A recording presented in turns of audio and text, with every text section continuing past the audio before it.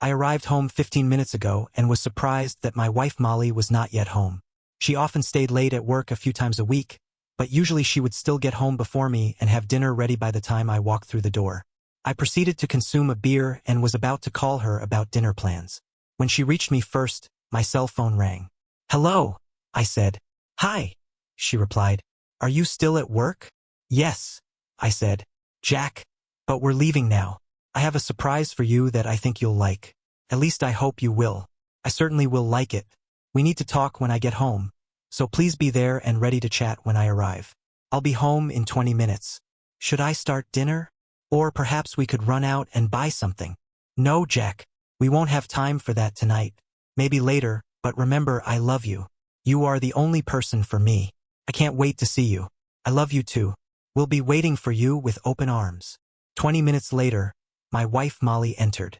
I immediately noticed that she looked a bit disheveled and her clothes were wrinkled. Her stockings were missing, and her makeup and hair were somewhat disheveled. It was evident that she had endured a challenging day. "Molly, you appear somewhat frazzled. Could you tell me what happened?" Molly approached me, embraced me, and gazed into my eyes. She whispered, "Jack, you know how much I love you. I know you love me and would do anything for me. Molly, perhaps I wouldn't kill for you, but I do almost everything else, so what happened? I am eager to learn about the nature of the challenging situation you have encountered." "There is no need for concern, Jack. I will complete my explanation, and then you may inquire about any details you wish to know. You have consistently allowed me to assume a significant role in our decision-making process, and your kindness and affection towards me have made it possible for me to.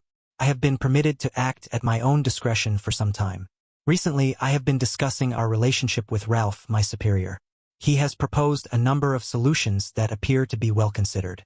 He has also provided me with a selection of literary works exploring the experiences of submissive men who derive pleasure from their partner's dominance.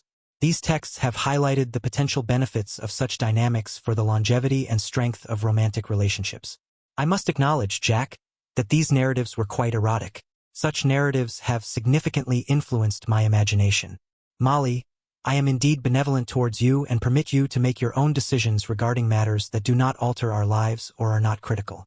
However, in matters such as which house we purchase, which vehicles we acquire, how we invest our capital, and major financial decisions, I am the one who determines the course of action. Nevertheless, I do so with consideration and respect for your autonomy. I concede that I derive pleasure from relinquishing decision-making authority in matters that are of importance to you and that bring you joy, such as vacation plans, film selections, dining out, and even attire choices. However, I do not perceive this as an indication of submissiveness. My motivation stems from a genuine desire for your happiness. My father imparted a crucial insight. The key to a blissful and stress-free existence lies in prioritizing the happiness of one's partner. He advised that a free marriage is not concerned with trivial matters. He then observed that nearly everything is, in fact, a minor issue and that life should be lived with positivity and happiness. I agree with your assertion that my boss is more assertive, powerful, and self-assured than you are. He has a commanding personality that others tend to respect. He explained that he is an alpha male dominant and at the top of the hierarchy, whereas people like me, although loving and kind, are more beta males and enjoy being dominated and submitting. He suggested that, although they may not know it yet, they have that quality and it's waiting to come out. This is an example of poorly conceived and executed psychological theory, and I am in complete disagreement with it. However, I am curious as to what you are implying when you say that I saw a hint of guilt and that the confidence with which she was speaking began to fade. Jack, my boss has informed me that he intends to dominate me and to love us in a way that we have never been loved before. He has a great deal of dignity, and he boasts about his ability to use it. Over the past few weeks, he has been making me feel it in his office, and I must admit that it is significant. I am aware that it was inappropriate and that I likely crossed a line that a young married woman should avoid. However, it excited me, and I have been fantasizing about him for the past few weeks, imagining him seducing me in the office. She informed me that I might derive pleasure from the knowledge that she is involved with him. She suggested that, as a submissive individual, I might even desire to observe their interactions. She further posited that, regardless of my personal inclination, our sexual encounter upon his return from his liaison with her would be nothing short of extraordinary. I regarded her, anticipating a jest, but suddenly realized she was being entirely serious and that she was conveying this information to me. She had truly experienced him physically and potentially in other ways. Molly, I am at a loss to understand how you could believe that I would be okay with this. Jack, I am aware that you care for me and that you want me to be happy. I am convinced that this will take our love and our sexual relationship to a completely new level. Molly, are you telling me that you engaged in sexual intercourse with your boss? What were your thoughts in this matter, Molly? Oh no, Jack. I would never betray your trust by engaging in infidelity. You have already engaged in sexual intercourse with Ralph, and you have informed me that you have touched him. Has Ralph had sexual intercourse with you? Molly lowered her eyes and was unable to look at me. She said, No, Jack, not yet. He stimulated me with his fingers in the car on the way here, and he is waiting in the...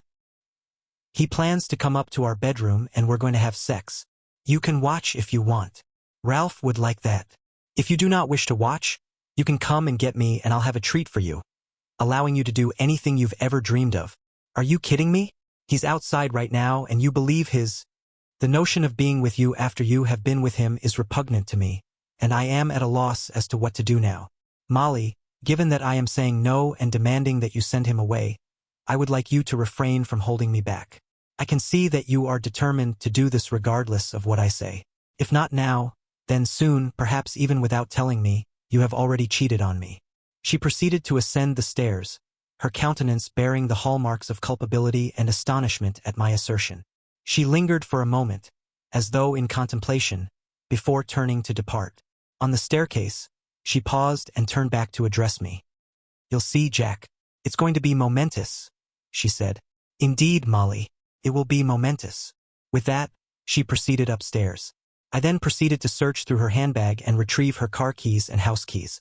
I then removed her phone from her wallet, took our joint credit card, and proceeded to the kitchen, where I retrieved a kitchen towel from the linen drawer and some zip ties from the tool drawer.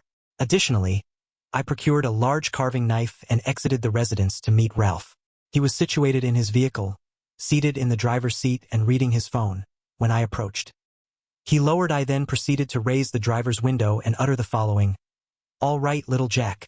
I surmise that your wife informed you of my instructions. Do not fret.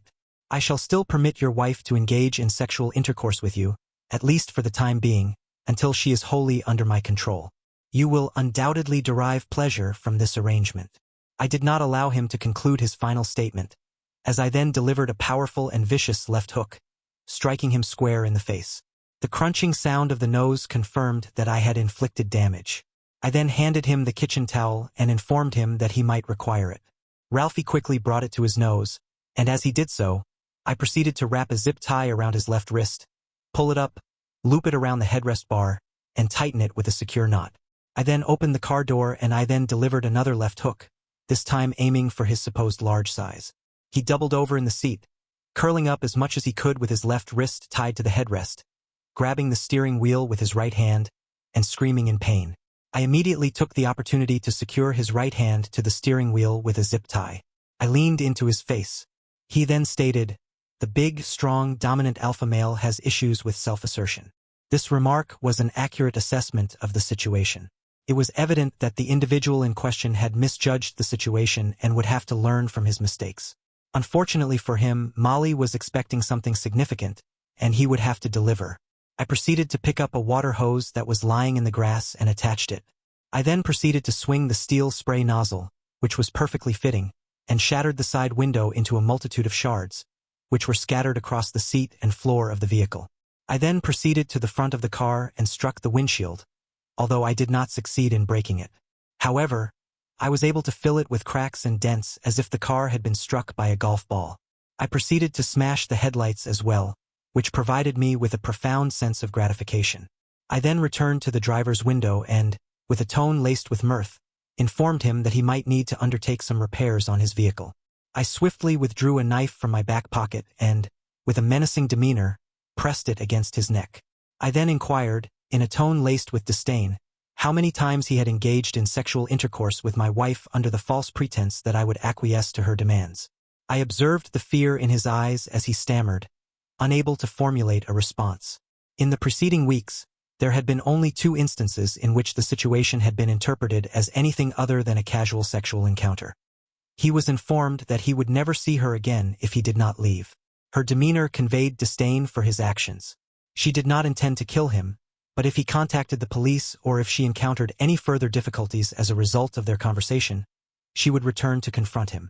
If he did contact the police, he would likely face legal consequences. He was released on bail. It was unclear whether he would serve any time, but it was equally unclear that he would not. At some point in the future, he would find her. It might be in a parking lot on her way to her car, or in an elevator at work. He would slit her throat and spit in her face while he watched her die. It was her choice. This could be the last time she saw him, or she could keep looking over her shoulder for the next week, month, or year until the time came to end it with these words. Over him, the assailant drove the knife into the passenger seat and stated, "Your lover Molly will require this to free you, so you can dispose of her. Alternatively, she may take you to the emergency room. Regardless, ensure you remove her from my vicinity." The assailant then proceeded to enter the residence. Upon hearing the front door close, the victim, identified as Ralph, was contacted by the assailant's partner, Molly, from the bedroom. She inquired as to his identity and requested his presence. "Take me." I was initially perplexed by the woman's actions. I then received a message from Ralph, who informed me that he was in the vehicle and requested my presence. It appeared that he had reconsidered his stance. Molly subsequently descended the stairs, attired in the lingerie I had procured for her and a robe she had hastily donned.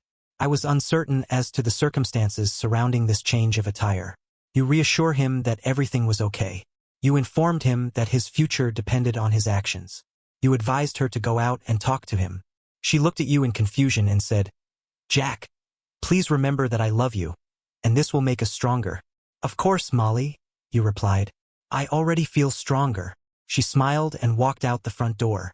I then proceeded to lock it behind her. I subsequently made my way to the garage and pressed the button to open the garage door. As I made my way upstairs, I heard her shouting. I ignored her words and instead went upstairs to the bedroom, where I pulled out one of our suitcases. I then proceeded to grab a good handful of clothes from her drawers, including lingerie, bras, and socks. I also took some t-shirts and jeans. I proceeded to transfer the aforementioned articles from her closet to the suitcase. I then proceeded to the bathroom and transferred as much of her makeup and other miscellaneous items as I could fit. I returned to the closet and selected a pair of her tennis shoes. I proceeded to the guest bedroom at the front of the house, opened the window and shouted, "Molly, over here, you might need this." I then threw the suitcase onto the driveway, which resulted in the breaking of a perfume bottle belonging to New York. However, this did not matter to me as it was not my responsibility. I then proceeded to throw the tennis shoes, which missed Molly's head, but she was able to evade Jack's grasp. "Might I inquire as to your current actions? I was under the impression that this was what you desired. I am sorry for causing you distress or injury. I am astonished by the severity and malice with which you treated Ralph. He is, after all, my superior. If you would be so kind as to permit me entry, we can." "Molly, I am at a loss to describe the absurdity of your actions since your return home with your misguided plan to turn me against you. I am at a loss as to whether you have suffered a stroke or are under the influence of some substance. Or perhaps I have simply been unaware of your shallowness. And pathetic you really are. Regardless, it is irrelevant at this juncture. I demand that you vacate the premises immediately. Take your paramour to the hospital, but on your way, ascertain whether he will confirm that I will be informed of any police involvement in today's events. If he does, I will pack the remainder of your belongings in bags, and you may inform me of their location. However, you will not return to this residence, and you will not utter a word regarding today's events." I then proceeded to close the window, descend the stairs, open the front door, and hurl her handbag at her head. On this occasion, I concealed her in the chest before closing the door. I was unable to refrain from adding, "Is that sufficient for you, Molly?" I secured the door and proceeded to the kitchen to open my second beer of the day. I came to the realization that I needed to contact my lawyer without delay, in case the police became involved. Additionally, I required a recommendation for a reputable divorce attorney. I observed Ralph shouting and cursing at Molly as she cut the zip ties. She placed her suitcase in the boot. He exited the vehicle, moved to the back seat, and as she entered the vehicle, she was visibly distraught, her demeanor suggesting a state of shock. As she reversed and departed from the driveway, the adrenaline that had initially fueled her actions began to subside, allowing for a sense of relaxation to emerge. The turn of events left me profoundly disconcerted, particularly in light of the extent to which my wife had deviated from her usual conduct. I was both astonished and somewhat intimidated by my own actions towards her superior, which had reached a point of near violence. In that moment, I recognized that his continued presence in our lives was not worth the cost. I found myself laughing at the absurdity of his claims, which had led to my wife's emotional distress. Alpha and I were a beta, a nice and agreeable guy who let his wife have the final say in making good decisions. This was out of love and a desire for a happy life and marriage. However, she completely misunderstood my kindness, thinking I was a submissive beta personality who would let her cuckold him with a jerk like Ralph. I did not see that coming at all. For the next few days, Molly stayed away from home. I kept getting calls from unknown mobile numbers, which I assumed was Molly since I had confiscated her phone. At last, she left a voicemail imploring me to return her call at the specified number so that we might discuss the matter. I was aware that I would inevitably have to confront her, and given that the police had not yet intervened to arrest me, I considered myself to have evaded a potential crisis and now needed to conclude this business. I contacted Molly and informed her that she should come to my residence in an hour to speak with me. I terminated the call, completed the packing of items that I believed belonged to her, and proceeded to await her arrival on the porch. Molly arrived in her vehicle, which it was evident that she had been picked up from her place of employment. I was uncertain as to whether she had been staying with Ralph, her parents, friends, or in a motel. I was somewhat surprised at myself for not really caring where she had been. She exited the vehicle and waved hesitantly before approaching and sitting next to me on the porch steps. Her face displayed a range of emotions, including fear, shame, guilt, and apprehension. Her face appeared swollen and blotchy, indicating that she had been crying frequently and sleeping very little. She looked at me shyly. I am profoundly sorry for my actions. I am unsure how I came to accept Ralph's suggestion that I engage in sexual intercourse with him on the assumption that you are submissive and would enjoy it. I have been reflecting on the past few weeks and am at a loss to comprehend how I could have fallen for such a preposterous notion. His assertion of dominance and insistence that it would be beneficial for us both, and that I would experience the most optimal sexual encounter of my life with him and subsequently with you, led me to believe that this was the optimal course of action. I recognize that my behavior may have appeared erratic and irrational to you, but I assure you that I have returned to my senses. I love you, and I am committed to making amends. I implore you to forgive me. I vow to be the most exemplary wife you could ever have, to dedicate my life to making amends, and to atone for my misdeeds. Molly, how did Ralph perform in bed? Did you experience the extraordinary moments you fantasized about? What did his impressive member entail? After that encounter, I ceased all contact with him. He is so intimidated by your words that he terminated my employment and is reluctant to interact with me. Moreover, he spent 2 nights in the hospital due to the injuries you inflicted. He fabricated a story about being robbed, and we both adhered to that narrative to protect your identity. Well, at least he did that right. What do you want, Molly? Jack, I want you.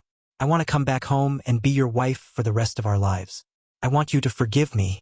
I'll do anything to make it up to you. We can get through this and be better than ever. Jack, I've realized that you're the only one I could ever love. I need you to forgive me. After a mere 5 years, it is evident that you are no longer satisfied with our lifestyle or at the very least, our intimate life. You appear to be seeking something more. You may believe that you still have feelings for me, and while I am not certain, I am highly skeptical that you truly respect me. Had you a deeper understanding of what it means to respect someone, you would never have considered me as a submissive beta male who would willingly allow you to engage in sexual relations with your boss and then clean up after him. Furthermore, you were unfaithful to me. Ralph informed me that you had sexual intercourse with him on at least a few occasions over the past few weeks while he was attempting to persuade you. This concept of alpha-beta is irrelevant. Your lust outweighed the vows and promises you made to me. This occurred after just 5 years. What will happen in 7, 10, 15, or 20 years? How many times will you become bored and break those vows? Jack, I will never do that to you again. You already did it with Molly. Therefore, do not say that you will never do it. I have considered this matter extensively. We do not have children. We do not have significant savings. Our only valuable asset is the house, which has very little equity. I have decided that the risk of staying with you is greater than any potential benefit. I am convinced that it is only a matter of time before you justify another affair to yourself. Given the regrettable experience with Ralph, the next time you will simply do it behind my back. I no longer trust you, and worse, I have lost respect for you. I am unable to be with someone who does not respect me, and I no longer respect you, Molly. She began to cry as I explained my decision, and now she was sobbing as I told her that we were finished. Molly, we are getting a divorce. You will keep your car and I will keep mine. We can split our savings and sell the given that we are both still young. I hope to start over with someone who will love and respect me for who I am. I have already hired a divorce lawyer so that we can do this amicably. Alternatively, you can hire your own lawyer. Now let's load your things into the car, and you can leave.